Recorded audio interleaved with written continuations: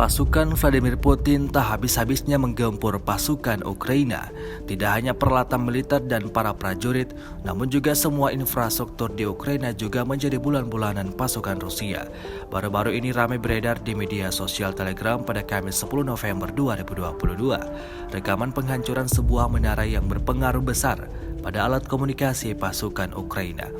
Di desa Opnoye, sistem anti-tank ATGM Rusia menghantam menara tersebut hingga hancur lebur. Tampak serpihan-serpihan dari puncak menara tersebut berjatuhan ke tanah.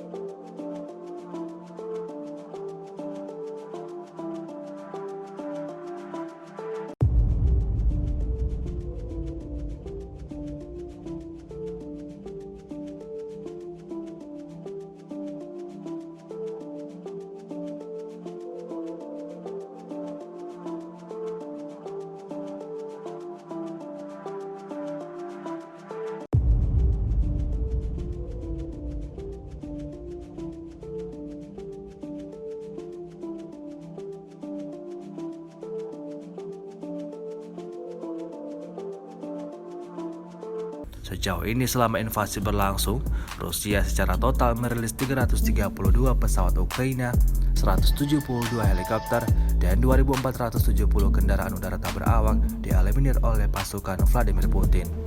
Sementara itu dari kubu Kiev, Kementerian Pertahanan Ukraina melaporkan 780 tentara Rusia dieliminir dalam 24 jam terakhir.